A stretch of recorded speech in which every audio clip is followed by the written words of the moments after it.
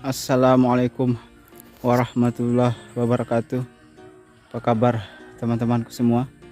Semoga hari ini teman-temanku semua dalam keadaan sehat walafiat dan tetap dilancarkan rezekinya oleh Allah Subhanahu wa taala. Amin. Oke, teman-teman. Maaf sebelumnya karena beberapa hari ini Bang Asdin tidak mengupload video dikarenakan lagi ada acara gunting rambut putra dari Bang Asdin sendiri ya, sehingga Bang Asdin tidak ada waktu untuk membuatkan video, walaupun sudah banyak teman-teman yang bertanya dan banyak juga berita-berita terkini yang ingin Bang Asdin bagikan sebenarnya, tetapi karena ada kesibukan sehingga Bang Asdin tidak bisa mengupload video. Oke, jadi bagi teman-teman yang ingin bertanya tentang bertani sawit, silakan teman-teman kunjungi kolom deskripsi di bawah video ini ya, karena disitu sudah terdapat playlist yang mempermudah teman-teman untuk mencari informasi tentang cara bertani sawit ya.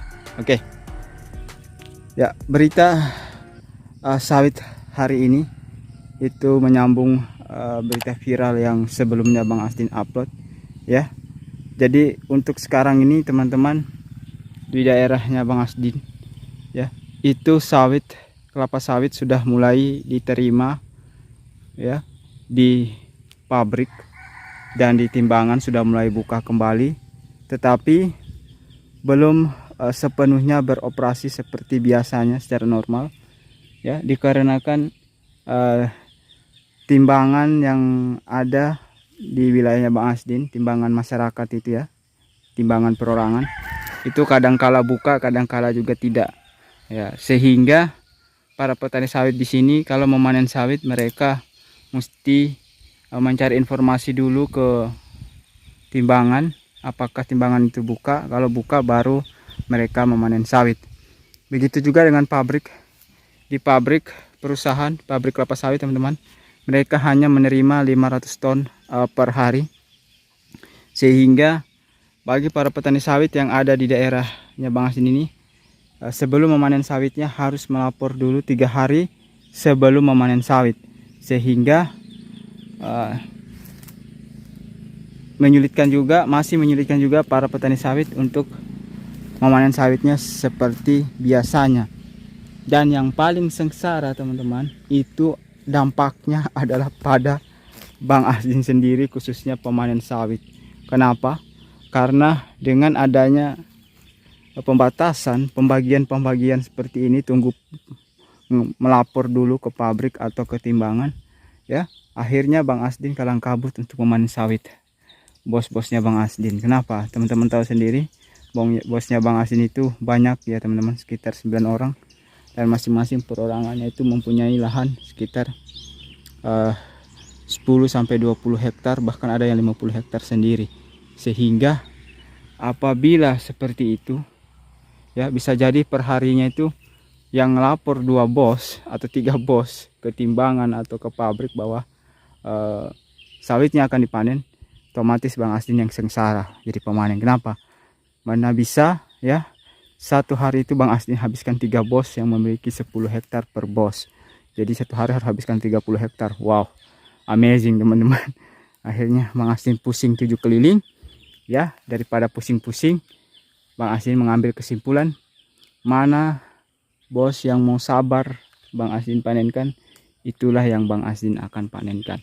Jadi mana bos yang tidak mau sabar untuk Bang Asdin panenkan, ya itulah yang Bang Asdin persilahkan untuk mencari anggota pemanen yang lain ya. Dan terbukti sudah ada beberapa bos yang mencari pemanen yang lain, hampir 3-4 bos ya. Jadi Bang Asdin berprinsip, mana rezeki itu saja kita terima.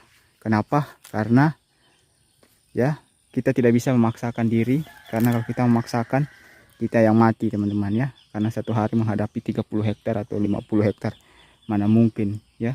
Walaupun Bang Asdin satu kelompoknya Bang Asdin itu berjumlah sampai 6 orang, kadang cuma 5 orang yang masuk karena bergantian istirahat ya teman-teman. tidak full 100% 6 orang itu masuk ya. Jadi berita sawit hari ini ya teman-teman, pabrik dan timbangan sudah mulai buka kembali, tetapi masih dibatasi atau diberikan kuota ya dari timbangan itu. Mana yang biasa membawa ke timbangan itu mereka terima, dan di pabrik hanya menerima 500 ton per hari. Dan bayangkan teman-teman ya, masuk ini hari, nanti 3 hari baru bongkar muatannya di pabrik. Jadi buah itu teman-teman sudah janjangannya itu sudah mulai menghitam baru dibongkar di pabrik ya teman-teman. Jadi bayangkan buah yang fresh yang tadinya bisa mendapat timbangan sampai 6 ton, sesampainya di pabrik hanya bisa kisaran mendapat tonan sekitar 4 ton saja teman-teman. Bayangkan 2 ton sampai susut. Kenapa? Karena 3 hari baru dibongkar. Nah, untuk sekedar tips bagi teman-teman ya yang mempunyai masalah seperti itu, coba aja teman-teman kalau panen buah sawit jangan yang masa saja, tetapi panen saja yang mengkal atau yang kuning sedikit teman-teman, panen saja. Kenapa? Karena otomatis kalau sampai 3 hari di pabrik itu pasti sudah brondol teman-teman.